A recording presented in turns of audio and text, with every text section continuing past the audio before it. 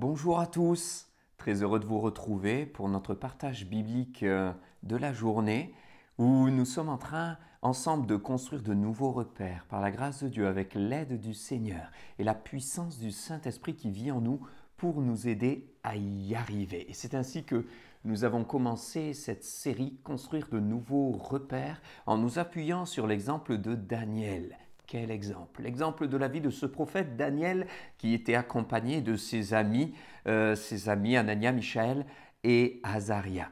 Et nous avons lu tout le premier chapitre du livre de Daniel, nous invitant à porter nos regards sur le témoignage qu'ils ont eu. Et ce témoignage, je crois, peut nous impacter, peut nous être utile aujourd'hui. Alors que nous sommes confinés, alors que nous sommes dans un nouveau temps, dans une période qui ne ressemble à aucune autre. Il y a quelque temps, mon fils me disait « Papa, j'ai l'impression de vivre des jours qui n'existent pas ». Vous savez, des jours qui n'ont jamais existé. C'est vrai qu'un dimanche ne ressemble à aucun autre dimanche d'avant. Un mercredi ne ressemble à aucun autre mercredi. Un mardi non plus. Les jours sont tellement différents, on a l'impression que le temps s'est arrêté et qu'il est si unique.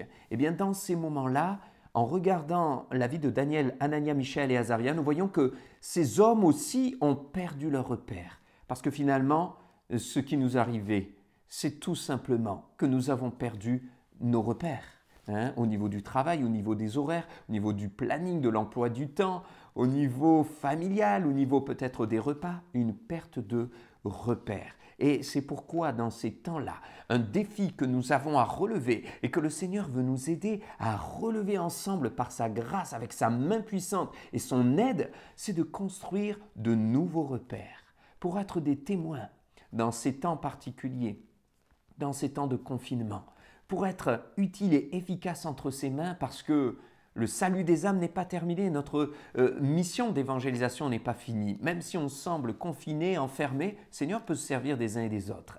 Et je crois que tous ces textes bibliques sont là pour nous aider. Et le Saint-Esprit peut faire vivre en nous ce qui semblait perdu ou mort, éteint ou fermé. Lui, il nous redonne de l'espoir et nous dit que nous avons de la valeur, que nous avons encore un rôle à jouer et une mission à accomplir. Alors, pour aller un petit peu plus loin dans cette journée, pour ce partage, construire de nouveaux repères, je vous invite tout d'abord à prier avec moi. Seigneur notre Dieu, nous savons que tu es là, bien présent. Tu es avec chacune de mes sœurs, avec chacun de mes frères, là où ils sont, là où nous sommes les uns les autres. Nous ne sommes pas seuls. Ta parole ne cesse de nous rappeler que nous sommes avec toi et que tu as bien affirmé que tu ne nous abandonnerais jamais. Dans ces temps-là, nous voulons avoir un comportement pertinent, nous voulons avoir un témoignage efficace, nous voulons porter nos regards sur toi et avant, Seigneur, d'ouvrir à nouveau ta parole pour partager ensemble la suite de cette série et surtout la vivre et la mettre en pratique, nous te demandons ta grâce, nous te demandons ta faveur, étant conscients que sans toi, nous ne pouvons rien faire. Sans toi, on ne peut pas porter de fruits. Sans toi, il n'y a pas de résultat. Mais avec toi, tout est tellement différent. Comme ce jeune homme qui n'avait que 5 pains et 2 poissons, mais avec ce peu qu'il a apporté, tu as fait une multiplication extraordinaire pour nourrir toute une foule qui était devant toi et qui était affamée. Alors Seigneur, nous comptons sur toi et te rendons grâce dès maintenant de tout notre cœur. Amen. Amen. Gloire à Dieu. Ainsi, nous avions vu dans la première partie que Daniel et ses compagnons ont accepté dans un premier temps de perdre leur repère. Ils ont accepté d'être contraints à être appelés d'un autre prénom que le leur. On a changé leur nom. On a essayé quelque part de changer leur identité. Mais on ne pouvait pas changer leur cœur, car seul Dieu peut le faire. Ils ont été obligés, et on les a obligés à manger ce qu'ils ne voulaient pas manger. Et c'est là que Daniel, d'ailleurs, va dire « stop ». Et c'est ce qu'on a vu en deuxième partie. Et puis, ils ont été aussi confinés. En clair, le roi avait tout fixé pour eux, ce qu'ils devaient faire, ce qu'ils devaient manger et là où ils devaient être confinés. Et je crois qu'une de leurs capacités spirituelles, un des témoignages qui ressort, c'est qu'ils ont accepté. Et je crois que nous devons suivre cet exemple, c'est-à-dire que le confinement, être chez soi, la situation, on ne peut pas lutter contre. Et la première chose, c'est d'accepter. Et accepter, non pas en étant résigné, défaitiste, alarmiste ou je ne sais quoi, découragé, non, mais accepter en faisant confiance à Dieu. Et plusieurs fois, la parole mentionne que Daniel était un homme qui avait confiance en Dieu. Daniel avait été délivré plus tard de la fosse au lion parce qu'il a eu confiance en Dieu. Et lui-même dira, le Dieu en qui j'ai confiance, le Dieu que je sers m'a délivré. Donc accepter est une marque de maturité spirituelle, une marque de confiance en Dieu, une marque de spiritualité parce que le Saint-Esprit prend le dessus sur ce qui pourrait être charnel.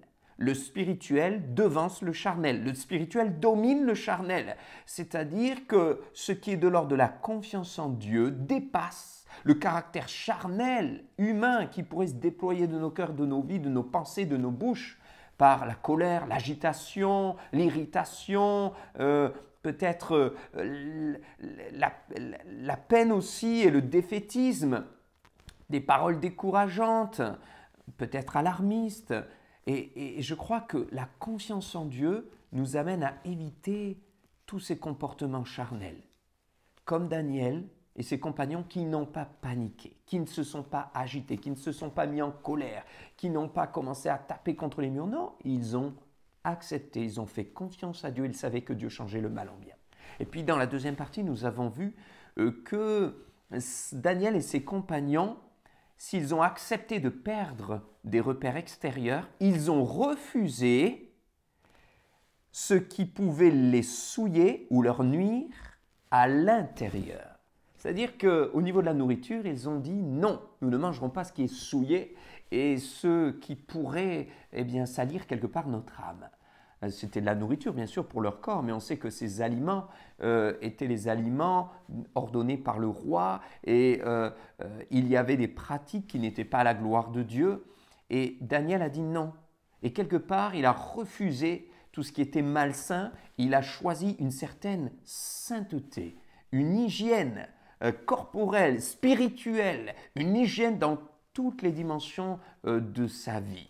Ils ont dit oui en acceptant ce qu'ils ne pouvaient pas maîtriser ou contrôler à l'extérieur et ils ont dit non à ce qu'on voulait leur imposer d'ingurgiter à l'intérieur. Et on en avait conclu quelque chose de très concret, très pratique, c'est que pour nos vies, dans ce temps de confinement, il est de notre ressort et de notre responsabilité de savoir dire non à tout ce qui pourrait souiller notre intérieur. On ne peut pas maîtriser l'extérieur, le confinement, ce que le gouvernement décide, les attestations qu'il nous faut pour sortir. On ne peut pas maîtriser ces choses, on doit les accepter, les choses extérieures. Mais être capable de refuser la nourriture qui pourrait souiller notre intérieur. Et quelle est cette nourriture? Si, bien sûr, nous devons faire attention à la nourriture corporelle, bien sûr, parce qu'en étant confinés, en plus, nous allons les uns les autres prendre du poids et on risque de mettre notre santé en danger si on mange n'importe quoi. C'est vrai.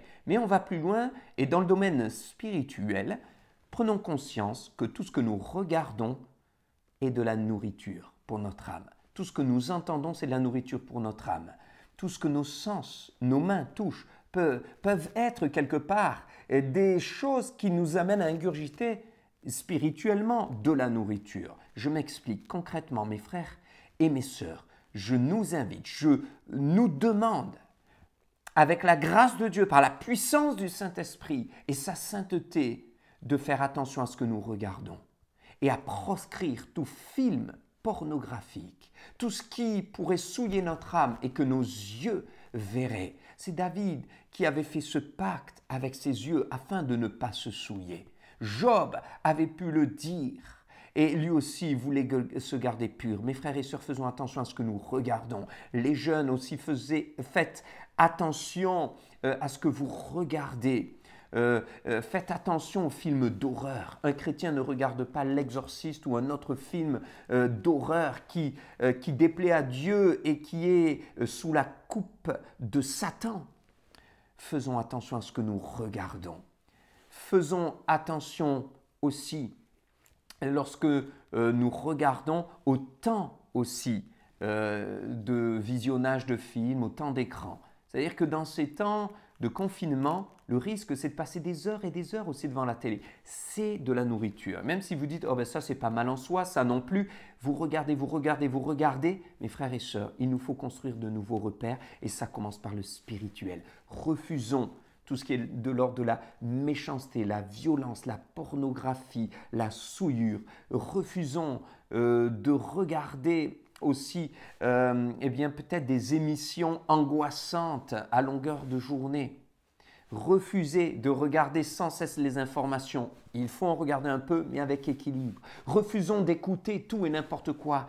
Il y a des émissions, il y a même des prédications sur Internet, sur YouTube. Vous pouvez en trouver beaucoup. Mais mes frères et sœurs, restons attachés à la saine doctrine. N'écoutons pas n'importe quoi, sous couvert que ce sont des chrétiens évangéliques ou des pasteurs, des prophètes, des évangélistes. Vérifiez si tout ce qu'on vous dit est dans la parole de Dieu. Que la nourriture dont nous nous nourrissons soit vraiment cette bonne parole de Dieu, soit cette présence du Seigneur vivifiante, soit cette présence du Saint-Esprit qui met un baume de paix dans nos cœurs, soit ces paroles de vie qui viennent nous rappeler l'œuvre de Christ à la croix, l'espérance que nous avons et ce qu'il a accompli pour nous. Amen.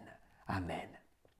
Et puis, pour aller un peu plus loin, construire de nouveaux repères nous amène, mes frères et sœurs, à voir aussi le tempérament de Daniel. C'est-à-dire que Daniel n'a pas demandé n'importe quoi à n'importe qui. Il s'adresse à son chef, pas n'importe qui, celui dont il dépendait. Il lui demande de lui servir des légumes, pas n'importe quoi, de l'eau à boire, pas n'importe quelle boisson, pendant 10 jours, pas pendant 25 jours, 45 jours, 67 jours. Non, tout est clair, tout est précis. Daniel était un homme précis. Et ces paroles nous montrent qu'il était ordonné, organisé. Voilà comment aussi je nous invite à construire de nouveaux repères dans ces temps de confinement, c'est-à-dire être organisé de manière concrète, comme Daniel. C'est un témoignage biblique. Jésus lui-même, qui est notre modèle, n'allait pas n'importe où. Il se laissait guider par son Père. Et il disait, je ne fais rien sans que le Père me le demande. Et ainsi, il ne faisait pas les choses au hasard. Il ne faisait pas n'importe quoi. Il ne s'adressait pas à n'importe qui. Il était organisé. Il était ordonné. Il était précis. Mes frères et sœurs, nous voulons vivre cette période de confinement d'une manière saine. Nous voulons bien la vivre et pas simplement survivre. Apprenons, comme Daniel, à être des hommes et des femmes organisés et ordonnés. Regardez ce que la parole nous dit de Daniel au chapitre 6, un peu plus loin, des années après le texte que nous étudions. Nous avons quelques versets qui nous montrent à quel point il était organisé. Parce que Darius, un roi qui s'était fait piéger, avait déposé un décret afin qu'on se prosterne devant la statue et qu'on l'adore. Mais Daniel, lui, adorait son Dieu. Et il savait qu'il risquait d'être jeté dans la fosse aux lions parce que lui était fidèle à l'Éternel. Et il nous est dit que lorsqu'il sut que le décret était écrit, c'est Daniel chapitre 6 verset 10, il se retira dans sa maison où les fenêtres de la chambre supérieure étaient ouvertes dans la direction de Jérusalem. Et 3 fois par jour, il se mettait à genoux, il priait et louait son Dieu comme il le faisait auparavant. Amen. Quel beau verset qui nous montre à quel point Daniel était précis, était ordonné, était organisé. Quand il a appris que ce décret avait été formulé, que fit-il ? Il alla dans sa chambre où les fenêtres de la chambre supérieure étaient ouvertes. Pas n'importe quelle fenêtre. Les fenêtres de la chambre supérieure. Elles étaient ouvertes, mais pas n'importe où. Elles étaient ouvertes dans la direction de Jérusalem. Et comme il le faisait auparavant, 3 fois par jour, il se mit à prier, à louer Dieu. Et ceci, il le faisait avant. Ça veut dire qu'il ne faisait pas n'importe quoi non plus. Il priait, il louait Dieu. Et pas n'importe quoi, et aussi au niveau du nombre de fois, 3 fois par jour. Alors, ce n'est pas un chiffre qui doit être superstitieux, mais cela montre que puisqu'il le faisait auparavant et qu'il a continué, c'est quelque chose qui était établi dans un rythme de vie. Ce n'était pas un robot, mais c'était un garçon organisé qui avait un planning, qui savait être ordonné, s'organiser. Mes frères et sœurs, la réussite pour nous, pour nos vies, pour notre vie spirituelle, pour nos familles, pour nos enfants, pour nos couples, c'est dans cette période de confinement de reconstruire ou de construire de nouveaux repères. Si vous voulez, si nous voulons construire de nouveaux repères efficaces dans cette période, nous avons besoin de construire un planning. Je nous donne un conseil pratique. Ne restons pas en pyjama toute la journée. Ne laissez pas vos enfants rester en pyjama toute la journée. Oh, s'ils l'ont fait une fois, ce n'est pas un drame. Mais si ça devient récurrent, ça devient gênant et c'est dangereux. Il y a un temps pour tout. Donnez-leur un rythme au niveau des heures de repas. Un rythme au niveau des horaires de coucher. Le confinement n'est pas les vacances. Donnez-leur un rythme au niveau de l'apprentissage, au niveau de l'éducation. Ayons un rythme au niveau de nos cultes personnels, au niveau de nos cultes de famille, au niveau de nos temps de prière en couple. Soyons organisés comme Daniel et comme ses amis l'étaient. Nous voulons une hygiène de vie spirituelle qui aura un impact sur une hygiène de vie corporelle comme Daniel et ses amis. Ne mangeons pas tout et n'importe quoi. Soyons ordonnés, faisons attention. Faisons attention à notre hygiène de vie, la propreté. Voyez, il avait une hygiène corporelle, Daniel. Eh bien, ayons une hygiène corporelle. Une hygiène de vie intellectuelle. Lisons, ne restons pas toute la journée devant les écrans, c'est le piège dans ces temps de confinement. Oui, nous avons besoin d'une hygiène de vie spirituelle qui aura un impact sur notre hygiène de vie morale, sur notre hygiène de vie corporelle. Soyons organisés, veillons, demandons au Saint-Esprit de nous aider à planifier, à communiquer avec les gens qui sont avec nous dans notre maison, dans notre famille, pour que chacun s'y retrouve et pour que ensemble nous puissions construire des repères à la gloire de Dieu, dont le Seigneur se servira pour nous enrichir et pour que nous soyons des témoins remplis de paix et de lumière pour ceux qui sont au dehors. Que le nom du Seigneur soit béni. Amen. Nous allons prier et remercier le Seigneur pour ces moments. Nous voulons te rendre grâce et gloire, Seigneur, te dire merci pour ces moments. Et je te demande d'aider mes frères et sœurs, de nous aider les uns les autres à construire des repères stables, solides, spirituels, des repères dans notre vie personnelle, dans nos couples, dans nos familles, dans nos emplois du temps, dans nos rythmes de vie, dans nos repas, dans notre hygiène corporelle, sanitaire. Ce sera une preuve de l'œuvre du Saint-Esprit qui nous permet de ne pas faire n'importe quoi, mais qui a le contrôle sur nos vies. Seigneur, nous avons besoin de toi. Et je crois que de tout ce que nous vivons, tu veux en tirer quelque chose de bon. Nous te faisons confiance, car c'est le Saint-Esprit qui nous aidera. Car l'Esprit de Dieu, ce Saint-Esprit qui est dans nos corps, c'est un esprit de sainteté. Et puisqu'il habite dans nos corps et que nos corps sont le temple du Saint-Esprit, alors nous voulons que nos corps soient dignes de sa présence en nous. Aide-nous et que ton nom soit glorifié. Amen.